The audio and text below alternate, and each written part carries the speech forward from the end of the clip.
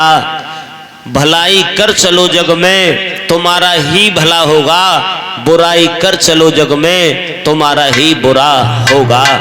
जो बुरा दूसरे का करता है उसका स्वयं परमात्मा बुरा कर देते हैं। इसलिए ये अधिकार परमात्मा ने दिया है। अगर आप किसी के साथ में अच्छा नहीं कर सकते हो तो बुरा सोचने का भी अधिकार आपको नहीं है। हो सके तो अच्छा सोचो किसी के बारे में, अगर आप बुरा सोचोगे ना तो तुम्हारा बुरा हो जाएगा। भक्तों, सूत जी समझाने लगे हैं सोनकाद ऋषियों को, ऋषियों उसने अपने हृदय में एक घृणा पैदा कर ली, ईर्षा। अरे अर्जुन ने मुझे बहुत अपमानित किया है, अब मैं अर्जुन के वंश को आगे नहीं चलने दूंगा। उसके हृदय में ये भावना बनी है, वंश आगे नहीं चलने दूंगा। फिर इतना कह करके एक बार हंसा और बहुत तेज हंसा।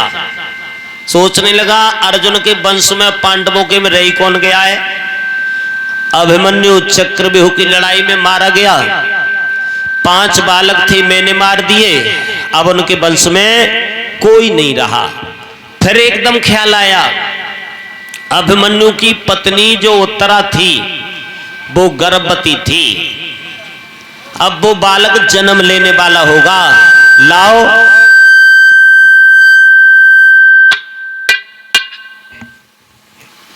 वो बालक अब जन्म लेने वाला होगा, उसे देखता हो।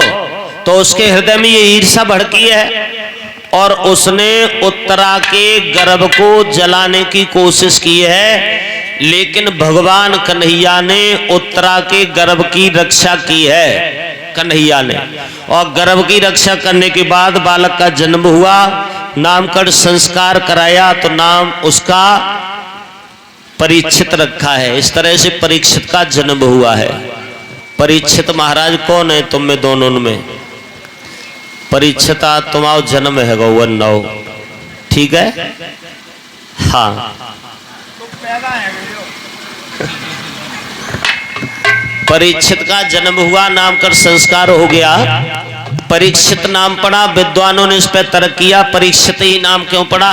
एक विद्वान बोले पर माने दूसरे, रक्षित माने रक्षा की हो। जिसकी परमात्मा ने गर्भ में रक्षा की हो सो परीक्षित है। और एक कहते हैं परीक्षित परीक्षण, दोनों वंशों के परीक्षण होने पर, दोनों वंशों के नष्ट होने पर, दोनों वंशों के खत्म होने पर जिसका जन्म होता है सो परीक्षित है। एक विद्वान और कहने लगे परीक्षित नाम इसलिए पड़ा है कि जब इस बालक का जन्म हुआ था तो ये चारों तरफ घूर घूर के देखने लगा। सब लोगों ने विचार किया ये ऐसा मालूम पड़ता है मानो किसी की परीक्षा कर रहा हो, इसलिए नाम परीक्षित पड़ा है। कई कारण हैं परीक्षित नाम पढ़ने के। परीक्षित धीरे धीरे बड़े हुए हैं, राजा बनने के लायक हो गए हैं। पांडवों ने परीक्षित को राजा बनाया है और अपने कुल की जो परंपरा है, जो मर्यादा है, उस मर्यादा के अनुसार परीक्षित को सब कुछ सिखाया। परीक्षित राजा बने, पांडव हिमालय में गलने के लिए गए हैं। जब पांडव हिमालय में गलने के लिए गए हैं तो वो समय कौन सा था? पांडव हिमालय में गलने के लिए गए और महाराज परीक्षित हस्तिनापुर के राजा बने। वो समय कौन सा था? लिखा विद्वानों ने कौन सा समय था, कैसा समय था।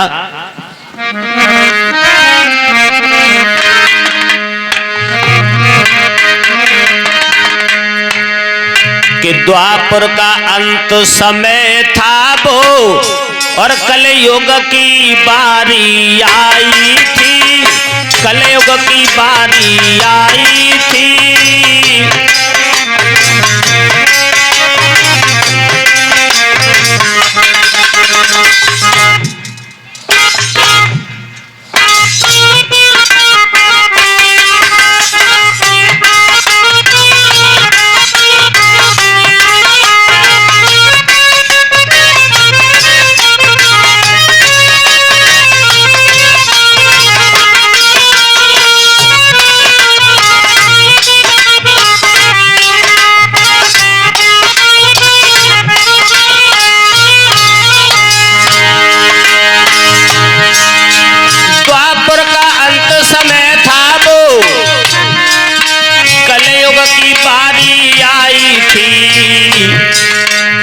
बिद्वान सुख सुर डूबता था, दुख में अंधियारी छाई थी।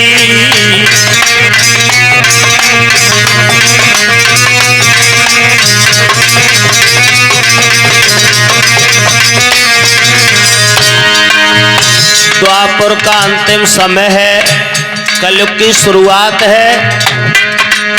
सुख का सूर डूबता चला जा रहा है और दुख की अंधियारी झुकती चली आ रही है। जब महाराज परीक्षित हस्तिनापुर के राजा बने, या द्वापर था व्रत सैया पर, कलपाल रूप पलने पर था। पापों का उदय हो रहा था, पुण्यों का रब ढलने पर था।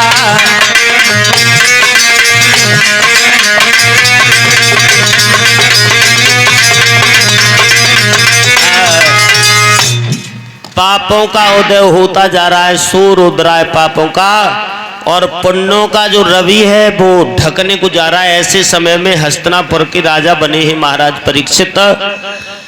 अब परीक्षित ने राज्य किया है, तो जो अपने कुल की मर्यादा थी, जो राजाओं का काम होता था, उसके अनुसार महाराज परीक्षित राज्य करने लगे हैं हस्तिनापुर में। तो एक दिन महाराज जंगल में शिकार खेलने के लिए गए हैं। राजा के राज्य में किसी प्रकार का कोई अन्याय नहीं होता है। राजा के राज्य में किसी प्रकार से कोई अनर्थ नहीं होता है। और भक्तों, जब महाराज परीक्षित शिकार खेलने के लिए जंगल में गए हैं, तो जंगल में शिकार खेलने के लिए गए, लेकिन वहां पर उन्होंने कुछ नजारा देखा। क्या?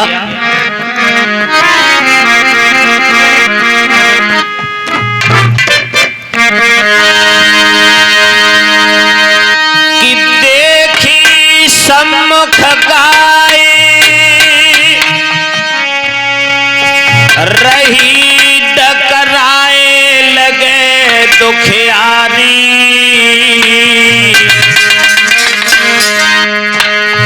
नृपखीलत हते शिकार रे, जब उन्होंने नजर पसारी।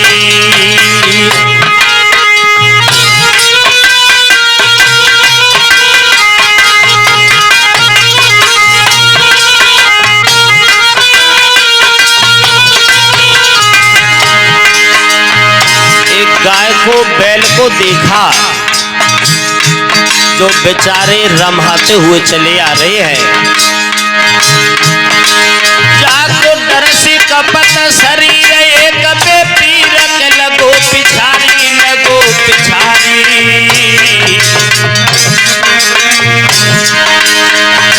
पीछे आए रहो बैल जो बड़ो है दुखारी, पीछे आए रहो बैल जो बड़ो है दुखारी।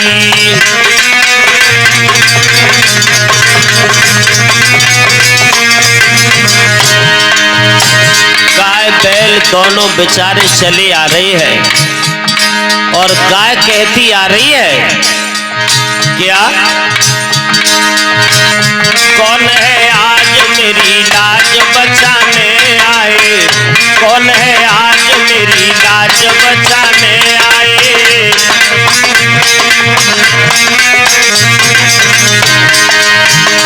कौन है आज मेरी लाज बचाने आए, लाज बचाने आए, लाज बचाने आए। देश की जात की, देश की जात की, देश की जात की मर्यादा निभाने आए। देश की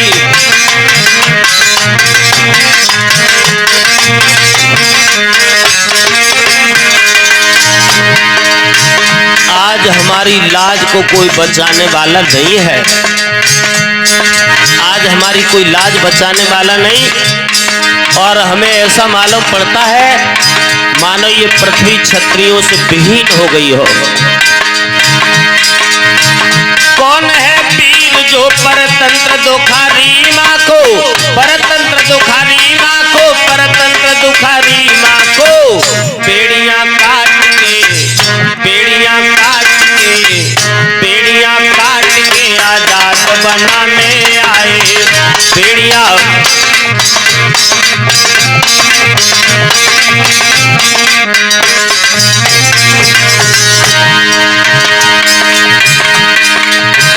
कौन है आज मेरी लाज बचाने आए, कौन है आज मेरी लाज बचाने आए, कौन है?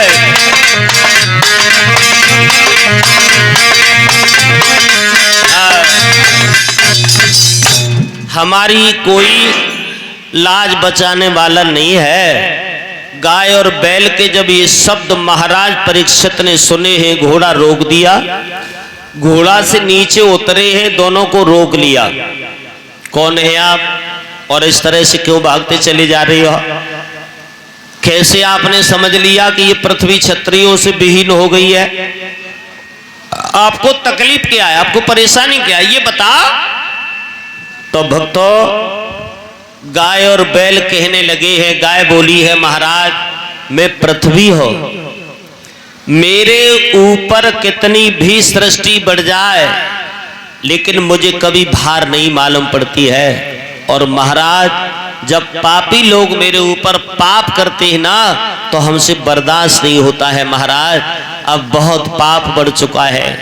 बैल से पूछा, आप बोले महाराज मैं धर्म हो, धर्म और पृथ्वी अब नहीं रह पाएंगे।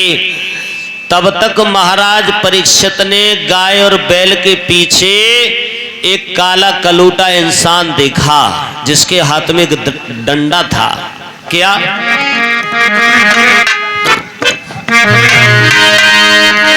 कि उनके पीछे काला कुरूप और चांडाल भागता आता है।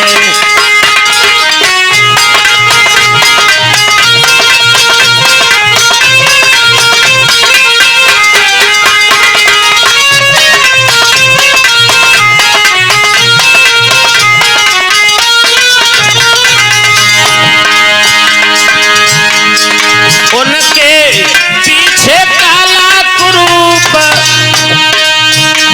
चांडाल भागता आता है। जब उसका डंडा पड़ता है तब भूमंडल हिल जाता है।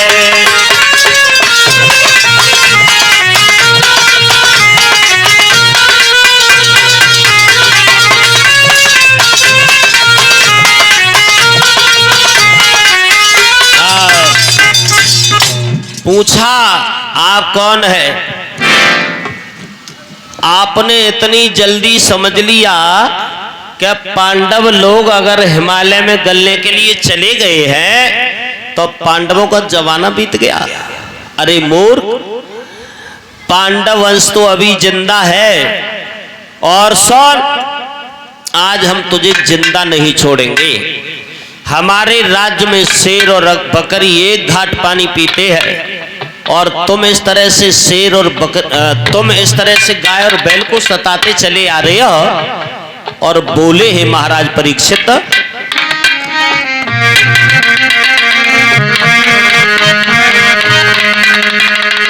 अरे तेगा तो उठाया है परीक्षित, तेगा तो उठाया है परीक्षित, कई जो समय हो जाए।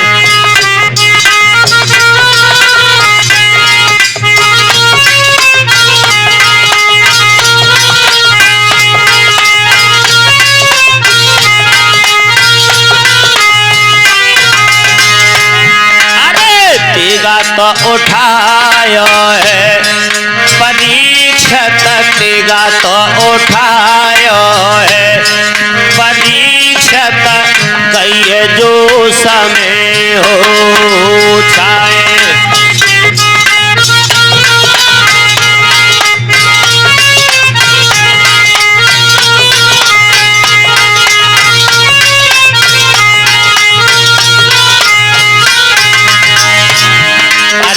जो समय छाए शर्म तुने कन आई, गाय हमारी मातर तप हाथ उठाई रे। और समझ लई तिन मन में और गए पांड कुमार के तेगा नाय है किसी की कर में। अरे तेगा तो उठायो है परीक्षित तेगा तो परीक्षित कहिए जो समय हो जाए।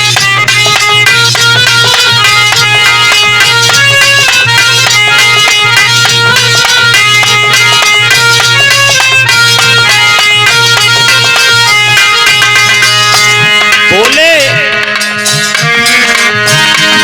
अरे चलो गाय पे हाथ आज भाई हाथ को तोड़े कहे तूने अब शब्द नाए तो जिन्ना छोड़े रे।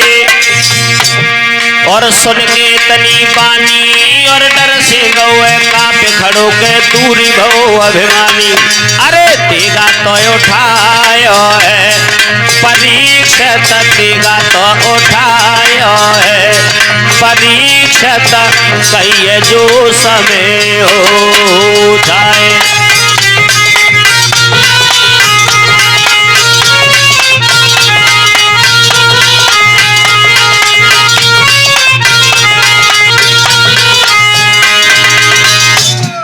जवाब दिया आज हम तुम्हें जिंदा नहीं छोड़ेंगे। तुम्हारी हिम्मत कैसे हुई गाय और बैल पर हाथ उठाने की? अरे तो कल वो गिड़गिड़ाए कि बोलो काला कलूटा इंसान महाराज हम 4 भाई हैं। 4 भाइयों में से 3 भाई तो मेरे राज कर चुके हैं सतयुग त्रेता द्वापर। अब नंबर मेरा है मैं राज करूंगा। तो परीक्षित महाराज कहने लगे तुम हमारे राज्य में नहीं रह पाओगे। तुमने इतनी जल्दी कैसे समझ लिया कि पांडव नहीं रहे, पांडवों का जमाना बीत गया। अरे हम तुम्हें मारेंगे। तो कलयुग गिड़गिड़ा के बोला है महाराज ये विधि के विधान को आप कैसे बदल सकती हो बताओ। हमारे भाई राज कर गए अब हमारा नंबर है हमें भी तो रहना है यहाँ पर। तो धर्म आगे बढ़े और आगे बढ़ के धर्म कहने लगे हैं महाराज अगर आपने इस कलयुग को आज जिंदा छोड़ दिया तो इसके आने से इसके जिंदा रहने से लोगों को इतनी तकलीफ होगी इतनी परेशानियां होगी। महाराज क्या परेशानियां होगी बताओ। तो धर्म बताने लगे हैं कलयुग के बारे में कि महाराज वो परेशानियां होगी। सुनो क्या परेशानियां होने वाली इसके रहने से।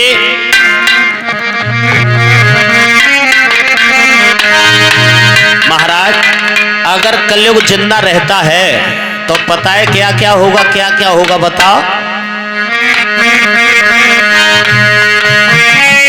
आगे वो समय आ रहा है बेटियां न कोई जानेगा बेटियां न कोई जानेगा।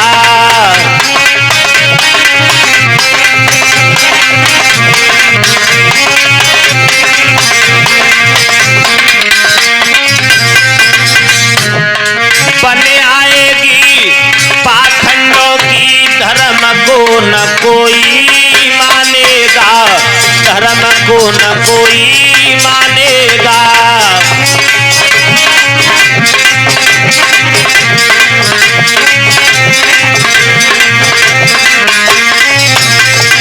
महाराज आगे वो समय आने वाला है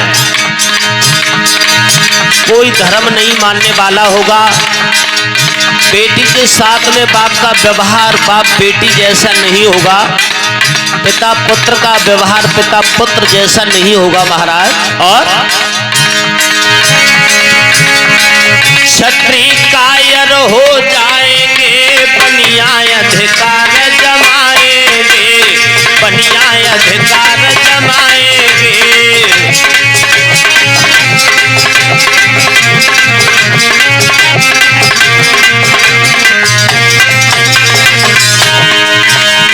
दोनों का खून चूस करके पापी जन प्यास बुझाएंगे पापी जन प्यास बुझाएंगे।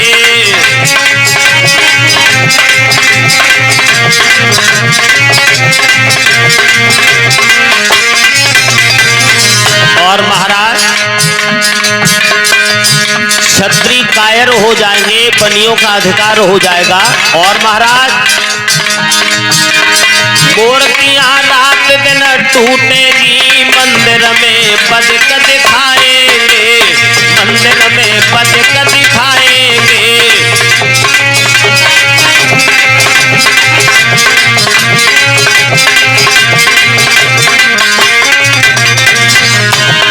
जब ऐसी दशा नाथ होगी, हम कौन दिशा में जाएंगे, हम कौन दिशा में जाएंगे।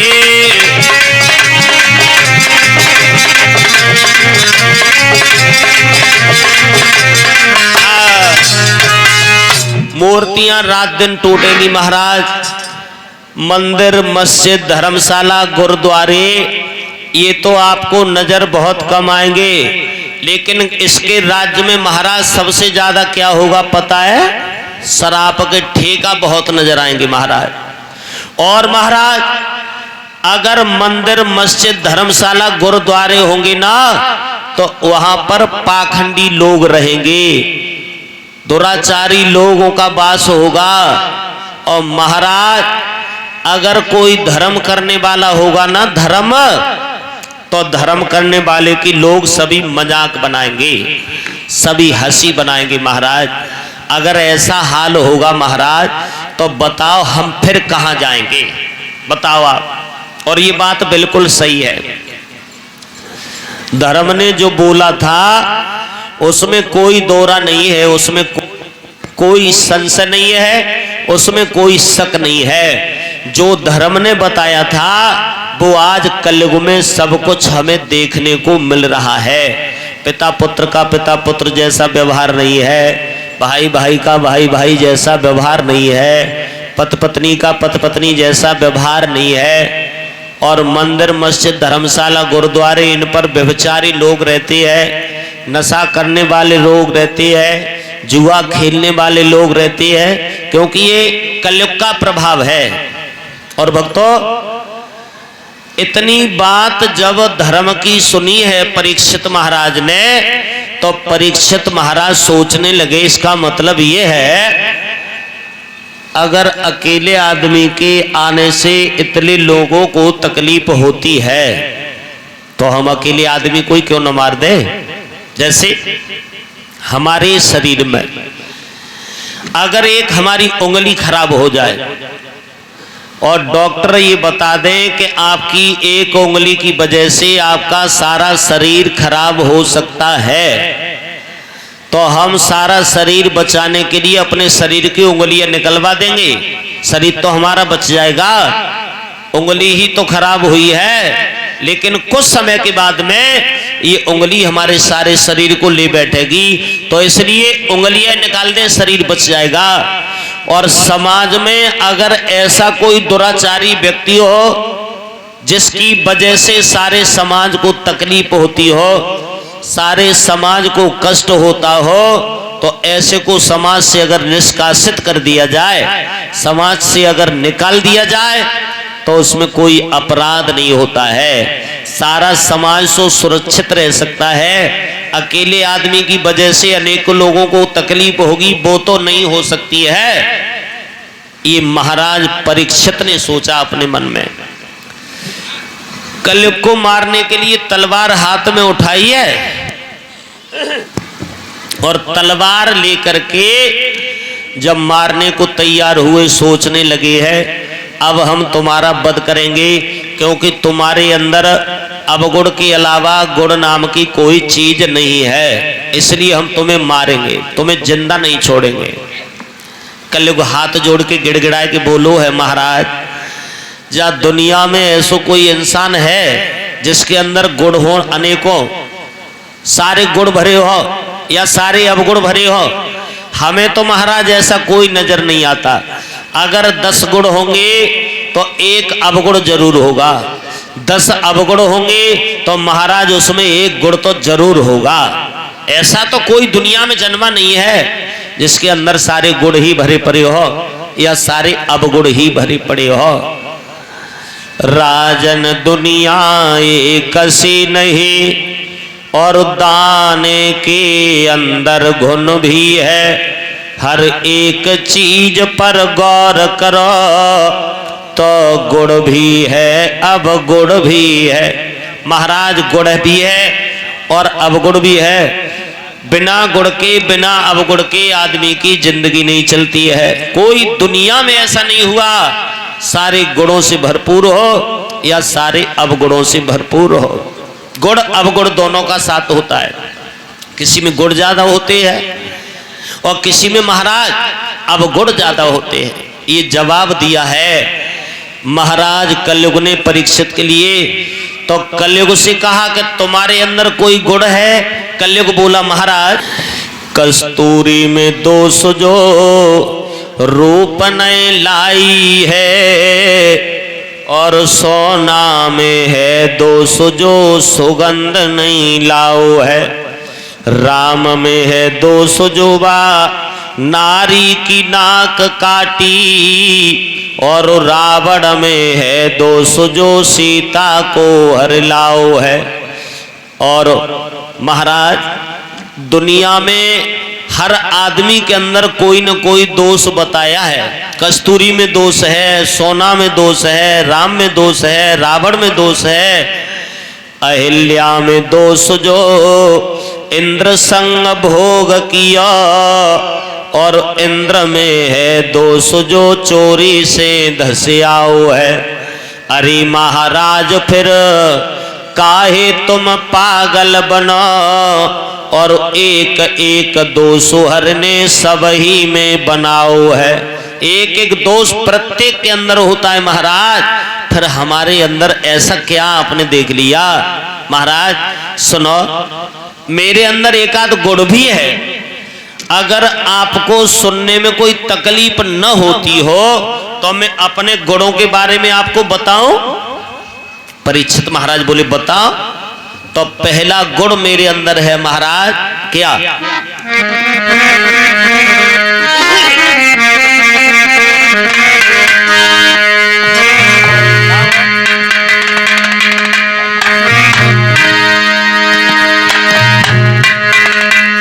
कि कलयुग के बल और नाम आधारा और सुमेरे सुमेरे नर उतरे पारा। सुमेरे सुमेरे नर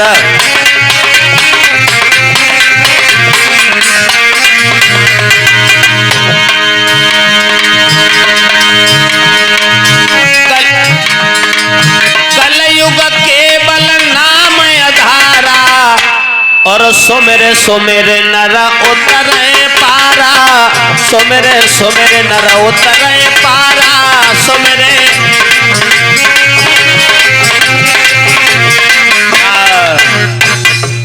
सबसे पहला गुण महाराज, मेरे राज्य में शरीर को तपाने की जरूरत नहीं है, समाधि लगाने की जरूरत नहीं है।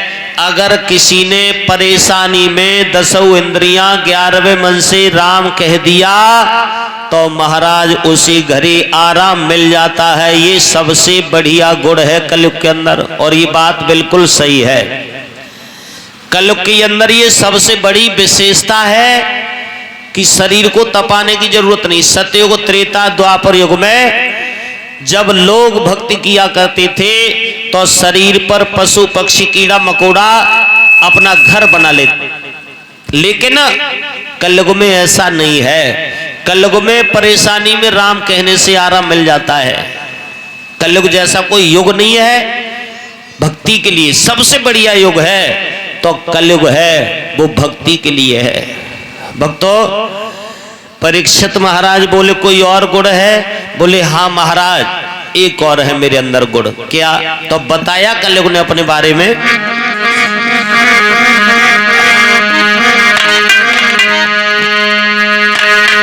सतयुग त्रेता में सोचा तो और वो मनसा पाप कहता है। वो मनसा पाप कहता है।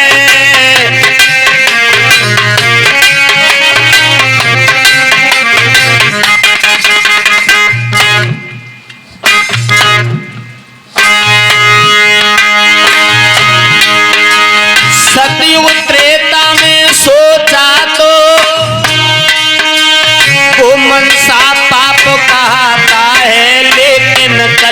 कलयुग में ये बिना कोई पाप नजर नहीं आता है।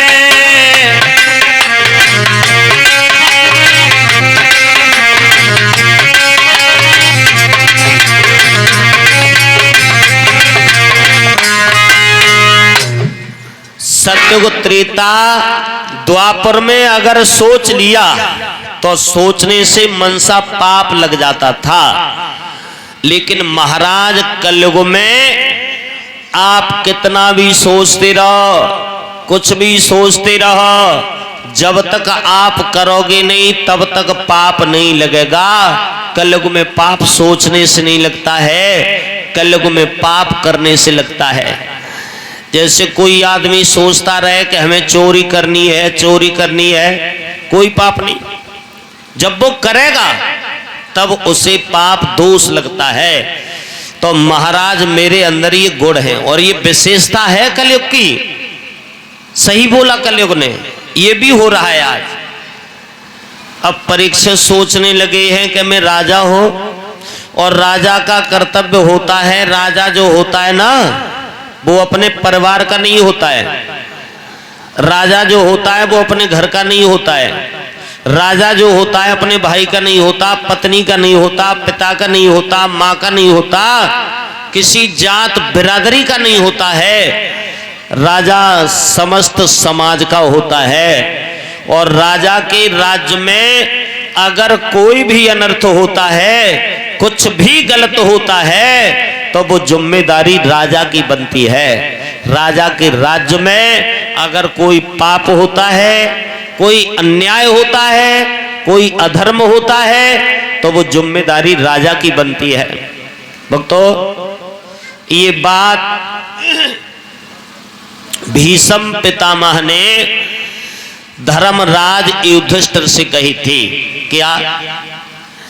जब भीष्म सैया पर लेटे थे, महाभारत युद्ध का समापन हो गया, हस्तिनापुर के राजा महाराज युधिष्ठिर बने, तो भगवान कन्हैया के साथ में मार्गदर्शन के लिए भीष्म के पास गए थे।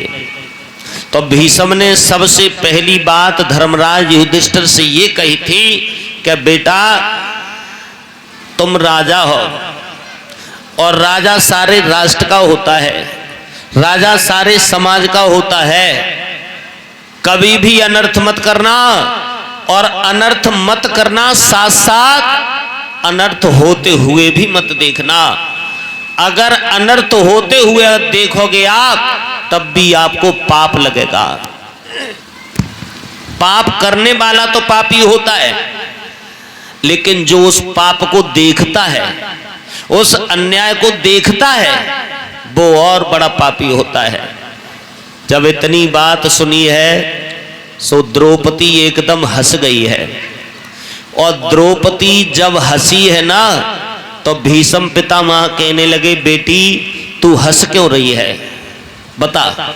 द्रौपदी बोली, क्षमा करना पितामह, मुझे वैसे ही हंसी आ गई, क्षमा करना। नहीं बेटी, जो कुलीन स्त्री होती है ना, जो पतिव्रता स्त्री होती है, वो बिना किसी कारण के हंसती नहीं है, उसकी हंसी में कोई न कोई रहस्य होता है। बताओ तुम्हें हंसी क्यों आई? द्रौपदी बोली, नहीं नहीं पितामह, मुझे वैसे ही हंसी आ गई। भीष्म कहने लगे, बेटी द्रौपदी, तेरी जो सास है ना कुंती, कभी मेरे सामने बोलने की हिम्मत नहीं की उन्होंने, और तुम हंस रही हो, कोई न कोई कारण जरूर है, बताओ तुम क्यों हंस रही हो? तो द्रौपदी ने डरते हुए कहा, पितामह आज तो आप बहुत बड़े धर्म का उपदेश कर रही हो। उस दिन आपका धर्म कहां था जब सबसे ऊंचे मंच पर सिंहासन पर आप बैठे थे और सबसे पहली गुहार मैंने आपसे लगाई थी पितामह कि ये दुर्योधन हमें सभा में नग्न करने का आदेश कर रहा है, और आज आप धर्म की बात करते हो पितामह। एक बार भी अगर तुम जबान से शब्द निकाल देते दुर्योधन, इस राजघराने की बेटी को, आर्ष बेटी को सभा में तू नग्न कर रहा है, ये बहुत बड़ा अनर्थ हो जाएगा, न्याय हो जाएगा। लेकिन तुमने कुछ नहीं बोला। और फिर सुनो, दूसरा अपराध आपका ये था कि जब हमारे पति स्वयं को दुआ में हार गए थे, सारा राज हार गए थे, वो दास बन गए थे, तो फिर हमारे ऊपर उनका अधिकार क्या रह गया? मैं एक रानी थी, दांव पर लगा दिया। क्या आप सभा में थे नहीं? तो भीष्म की आंखों में आंसू आ गए। भीष्म कहने लगे, बेटी तू सत्य कहती है, बेटी तूने सत्य बोला। और सुन, उसी बात का प्रायश्चित में 1-2 दिन से नहीं 52 दिन हो गए मुझे। 52 दिन से सैया पर लेटा हो और मेरे शरीर में जो रक्त था ना, जो खराब खून था, दुर्योधन के अन्न का जो खून था, वो सारा रक्त निकल चुका है। आज मेरी बुद्धि पवित्र हो गई है, उसी का मैं प्रायश्चित कर रहा हूं। और भक्तों, किया हुआ कर्म आदमी का कभी पीछा नहीं छोड़ता है, जन्म जन्मांतर तक पीछा नहीं छोड़ता। कभी भी कर्म किया हो, उस कर्म का फल तो हमें निश्चित रूप से भोगना पड़ता है। कहीं भी कैसा भी कर्म करते हो, सही करेंगे तो सही मिलेगा और गलत करेंगे तो हमें गलत मिलेगा। बोलो गोका ऋषियों को ऋषियों, आज जब उस कलयुग ने परीक्षित को बताया कि महाराज मेरे अंदर ये 2 गुण हैं, अब मर्जी आपकी है, मारो तो मार दो और छोड़ो तो छोड़ दो। तो बंधुओं, परीक्षित महाराज सोचने लगे, मैं राजा हूं और मेरी शरण में धर्म और कलयुग दोनों ही आए हैं, इनकी रक्षा करना मेरा कर्तव्य बनता है, तो हम मारेंगे नहीं। और धर्म को जैसे ही मालूम पड़ा है कि अब कलयुग का वध नहीं करेंगे महाराज परीक्षित, सोई धर्म आगे बढ़े और कहने लगे, महाराज ये अपने मुंह से अपनी तारीफ करता है और हर आदमी की रीत होती है अपने मुंह से अपनी तारीफ करना, अपने मुंह से अपनी हर आदमी तारीफ करता है। तो महाराज ये जैसी तारीफ अपनी कर रहा है ना, वैसा ये है नहीं, इसलिए आप जिंदा मन छोड़ा इसके लिए। और अगर आपने जिंदा छोड़ दिया तो महाराज लोगों को बड़ी तकलीफ होगी, और क्या क्या तकलीफ होगी ये बताने लगे है धर्म परीक्षित महाराज को। बोले हैं महाराज, आगे इसके राज्य में वो समय आएगा जहां में थोड़ा घी बढ़ाओ यज्ञपति महाराज।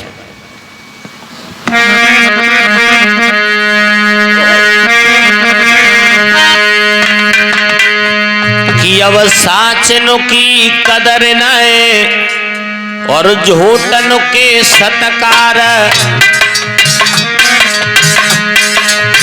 काऊ को न लेके देत बात कहो होशियार, सीधे साधे भोले भाले उनसे लोग कहें कमार, साखो बतावे चोर चोर बने साहूकार।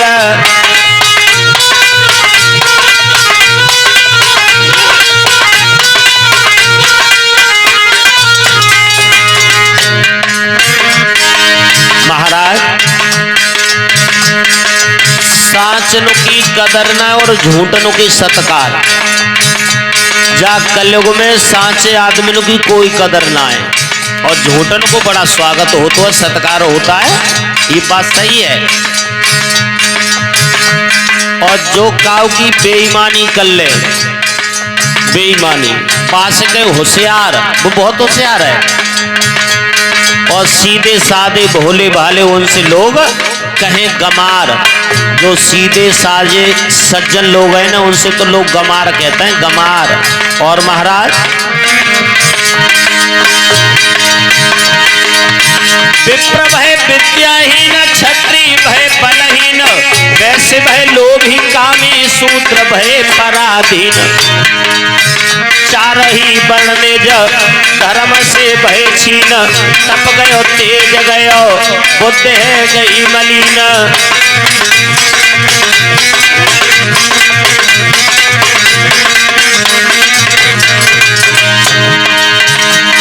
सोई बेटी नाचे बाप देख रहे और जमाने, तूने कैसे खेल दिखाए रे कलयुग के जमाने।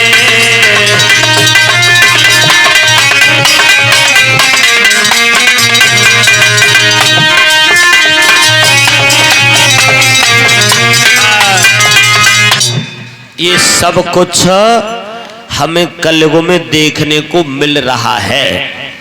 जो धर्म ने बताया था वो सब हो रहा है।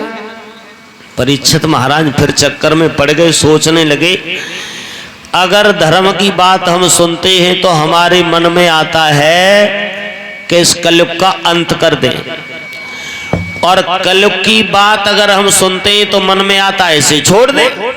चक्कर में पड़ गए महाराज परीक्षित भी। अब बंधुओं फिर आगे बढ़े और बोले अब हम तुम्हें मारेंगे।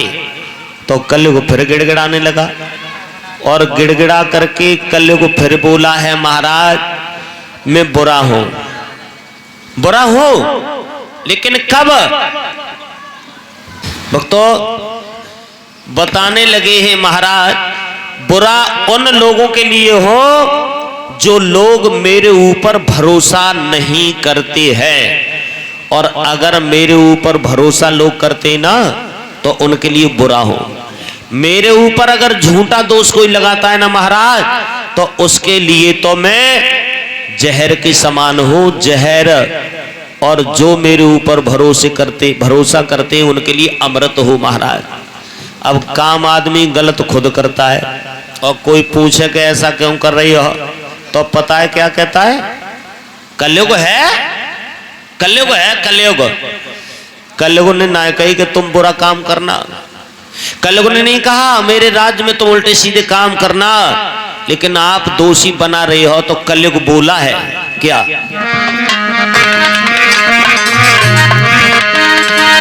ओरे भारत क्यों पछतात और ले बैठी खुद की करनी, खुद की करनी। ओरे भारत क्यों पछतात ले बैठी खुद की करनी, खुद।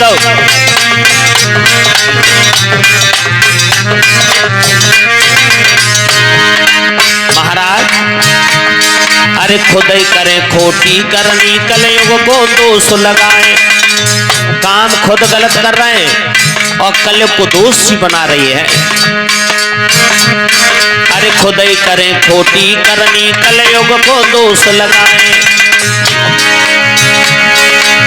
ताई सोजा बीच भंवर में ना भया डूबी जाए, विपत भैया नाए तरनी।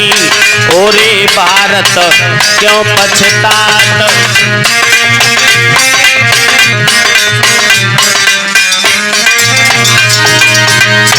और महाराज सुनो, अब 60 साल के ब्याह रचावे देवे मोछ मुड़ाए।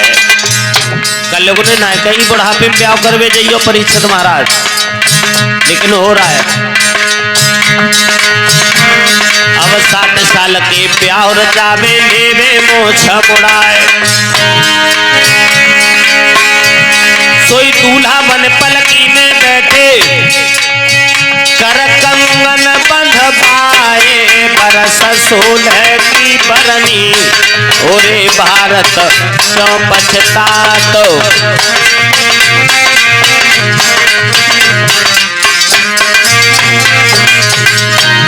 ओरे भारत क्यों पछतात ले बैठी खुद की करनी, खुद की करनी। ओरे भारत क्यों पछतात।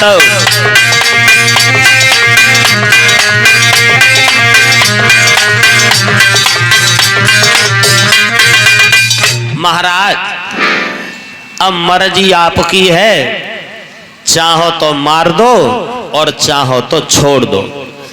तो परीक्षित महाराज बोले अब हम तुम्हें मारेंगे नहीं, लेकिन हम अपने राज्य में रहने के लिए तुम्हारे लिए कुछ जगह बताते हैं, उन जगहों पर आपको रहना पड़ेगा। बोले बताओ महाराज। तो कलयुग को रहने को परीक्षित ने 4 स्थान बताए हैं। कि जिस जगह जुए की बाजी हो, झूठी गपोड़ियां चलती हो, और बेस्याएं जहां निवासिन हो, और मद की प्यालियां उमड़ती हो। जहां जुआ खेला जाता हो, शराब पी जाती हो, बेची जाती हो, बेस्याएं निवास करती हो, और जहां झूठ बोला जाता हो, ये चार स्थान कलयुग के रहने के। और आज भी इन स्थानों पर कलयुग का वास है। कलयुग इन चारों स्थानों पर रहता है।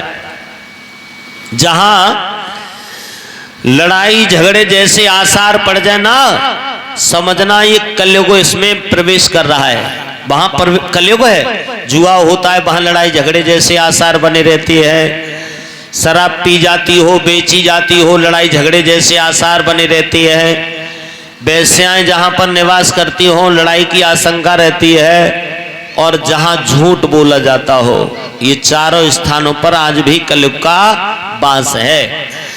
कलयुग गिड़गिड़ाए कि एक बात बोलो है महाराज, ये चार स्थान आपने हमें प्रदान कर दिए, लेकिन अपर्याप्त है, हमारे लिए पूर्ण नहीं है, और चारों गंदे हैं। कोई हमें शुद्ध स्थान और महाराज आप बताओ जो शुद्ध हो बिल्कुल।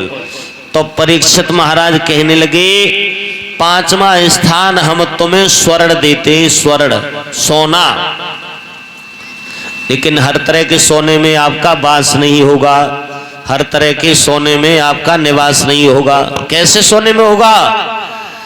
जो सोना अधर्म की कमाई से कमाया हुआ होगा, ऐसे सोने में तुम्हारा निवास होगा। अब परीक्षित महाराज के सर पर जो सोने का मुकुट था, कलयुग ने सोचा इससे बढ़िया जगह हमें और कहां मिलेगी। राजा के सर पर जो मुकुट है, इससे बढ़िया सोने का मुकुट है, बढ़िया इससे जगह कहां मिलेगी। आप लोग विचार कर रहे होंगे, क्या परीक्षित के सर पर जो सोने का मुकुट था, क्या वो मुकुट अधर्म का था? क्या पांडवों का नहीं था? हाँ, वो मुकुट अधर्म का था, वो मुकुट पांडवों का नहीं था। मगध में रहने वाले जरासंध का था। भीम और जरासंध में जब गदा युद्ध हुआ था, तो भीम जबरदस्ती गदा के बल से वो मुकुट लाए हैं, और ला करके संदूक में बंद कर दिया, ताला लगा दिया। महाराज परीक्षित जब हस्तिनापुर के राजा बने हैं, तो उन्होंने देखा, सोचा हमारे पूर्वज हमारे लिए कुछ रखे गए अथवा नहीं, तो ये सोने का मुकुट निकला, सर पर धारण किया। यही कार्ड था जो वो मुकुट अधर्म की कमाई का था। और समाज का एक सूत्र है बहुत बढ़िया, फ्री की मिली हुई संपत्ति बुद्धि विकृत कर देती है, बुद्धि बिगाड़ देती है। पैसा अगर आपका मेहनत का नहीं है, तो आपकी बुद्धि निश्चित रूप से बिगड़ जाएगी, कोई रोक नहीं पाएगा।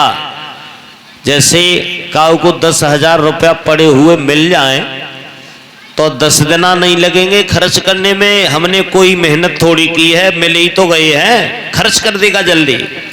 और अगर मेहनत से कमाई हुई संपत्ति होगी, तो विचार करेगा 100 रुपये का खर्चा है, वहां पर 10 ही रुपया खर्च हो, क्योंकि उसमें मेहनत की है। फ्री की संपत्ति बुद्धि बिगाड़ देती है। पैसा अगर मेहनत का नहीं है, संपत्ति अगर मेहनत की नहीं है, फ्री की मिली हुई है, तो हमारी बुद्धि को निश्चित रूप से विकृत कर देती है, कोई बचा नहीं पाएगा। कलयुग ने छोटा सा रूप बनाया और राजा के सर पर बैठ गया कलयुग। जब राजा के सर पर कलयुग बैठा है, गाय बैल को समझा के विदा कर दिया महाराज परीक्षित ने। राजा की बुद्धि फेल हो गई, दिशा का ज्ञान नहीं रहा, अपने आप को भूल गए, कौन हो, कहां से आया हूं, कैसा क्या है, किधर को जाना है, ये बोध राजा परीक्षित को नहीं रहा। जंगल की ओर बढ़ते चले गए।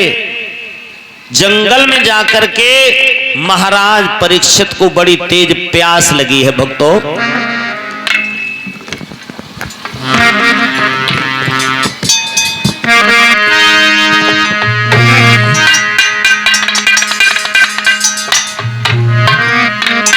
जब प्यास लगी है, पानी की तलाश करते हुए आगे बढ़े हैं,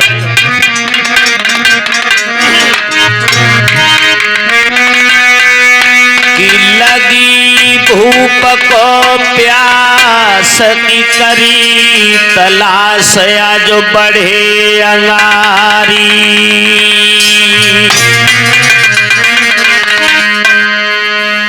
और ऋष लोमस के आश्रम पे के पहुंच गए सतधारी।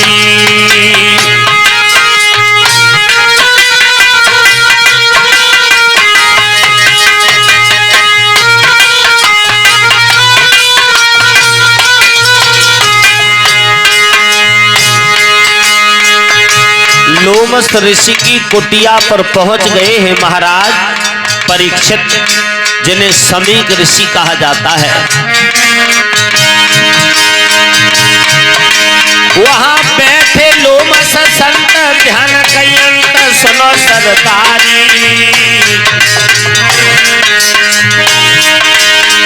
देखी भूप को मन में, देखी भूप ने मन में बात विचारी। देखी भूप ने मन में बात विचारी।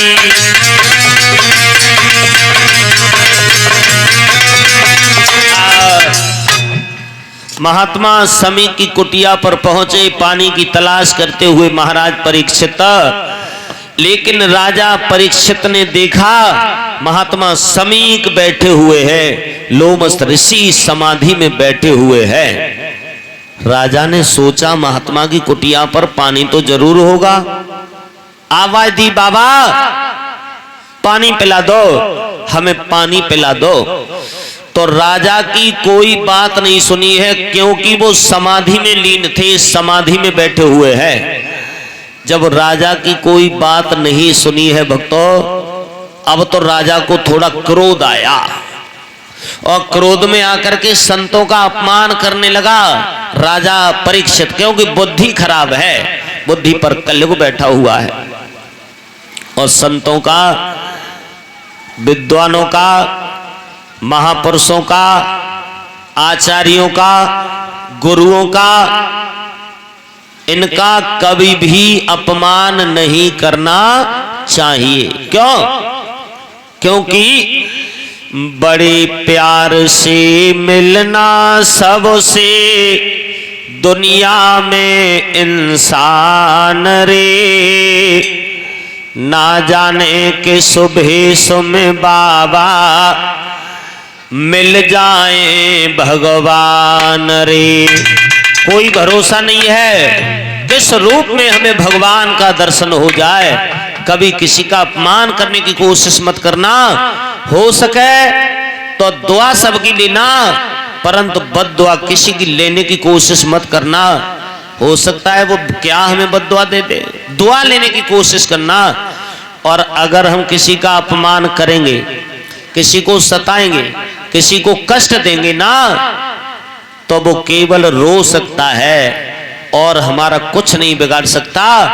अगर वो रो गया तो समझ लो आपका सर्वनाश पक्का है, कोई रोक नहीं पाएगा। अगर आपने किसी को रुला दिया, अपने स्वार्थ के लिए किसी की आंखों में अगर आंसू आ गए, तो समझो आप सर्वनाश की ओर बढ़ रहे हैं, आपका विनाश निश्चित होगा। क्यों? दुर्बल को न सताइए, जाकी मोटी हाय, और मुई खाल की श्वास सो सार भस्म हो जाए। कमजोर आदमी को आप सताओगे तो वो आपका नहीं कुछ बिगाड़ पाएगा, तो बद्दुआ तो जरूर देगा। और उसका रोना उस परम पिता परमात्मा के पास तक पहुंचता है। परमात्मा के पास जब उसका रोना पहुंचेगा तो परमात्मा तुम्हें ऐसा रुलाएगा कि कोई छुपाने वाला भी आपको मिलने वाला नहीं है, कोई नहीं मिलेगा आपको। ये ईश्वर के यहां पर न्याय होता है। हमारी जो आत्मा है परमात्मा का अंश है, बाइबल ने जिसे डिवाइन लाइट बताया है, वो ईश्वर की आत्मा है, सबके अंदर एक है। शरीर अलग हो सकता है लेकिन आत्मा हमारी अलग नहीं हो सकती, आत्मा सबकी एक होती है। जो अंश चींटी के अंदर है वो अंश हाथी के अंदर भी है। जो परमात्मा कुत्ता के अंदर है वो परमात्मा गधा के अंदर भी है। अब इन जीवों पर दया करें। इसका मतलब ये है कि गधा की पूजा करें हम? पूजा नहीं, हम गधा को कष्ट नहीं दें। क्या कुत्ता की आरती उतारें? कुत्ता को कष्ट नहीं दें, क्योंकि उसके अंदर भी परमात्मा बैठा हुआ है, वो सब देख रहा है। परमात्मा से छोटा कोई नहीं और परमात्मा से बड़ा कोई नहीं। चींटी के गले में जो घंटा बंधा है परमात्मा को उसकी आवाज जाती है, और हाथी के गले में जो घंटा है उसकी भी आवाज परमात्मा के पास तक जा रही है। तो बंधुओं, हम किसी को कोई तकलीफ न दें, किसी को हम कभी सताएं नहीं, वरना हमारा सर्वनाश हो सकता है। राजा ने क्रोध में आकर के चारों तरफ नजर घुमाई है और सोचने लगे अपने मन में। परीक्षित विचार करने लगे हैं, अरे मानो नाए मेरो जानो सन्यासी तेने मानो नाए मेरो जानो सन्यासी तेने कर डारो अपाओ मान। अरे मानो मेरो जानो सन्यासी मेरो जानो सन्यासी मेरो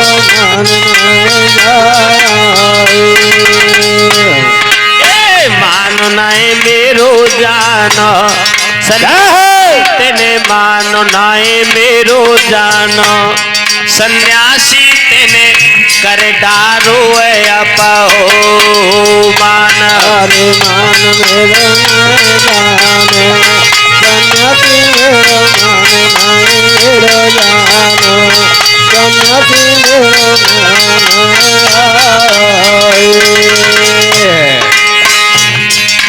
कर डारो अपमान नाए मेरी इज्जत कीनी हमको आवत देख बंद आंखें कर लीनी रे। तुम पूरे पाखंडी और पाले बैठे ढोंग नाए तुम बन रहे संत अखंडी। अरे मान नाए मेरो जानो सन्यासी तेने मानो नाए मेरो जानो सन्यासी तेने कर डारो अपाओ मान। अरे मान मेरो जानो सन्यासी मेरो मान मेरो जानो सन्यासी मेरो चारों तरफ नजर घुमाई है और ढोंग बना के बैठने का राजा ने लांछन लगा दिया समीक ऋषि पर और ये कहा, तुम ढोंग बना के बैठे हो, तुम पाखंडी हो, मैं कोई निर्धन नहीं हो, निसंतान नहीं हो, आपसे कुछ मांगने नहीं आया। तुमने हमें देखकर आंखें बंद कर ली है? निर्धन नहीं हो, निसंतान नहीं हो, लूला लंगड़ा अंधा बहरा कोड़ी कलंकी बलहीन नहीं हो जो आपसे कुछ मांगो। तुम ढोंग बना करके बैठे हो। कभी कभी बड़ा उल्टा हो जाता है, क्या सही को हम गलत समझ बैठते हैं।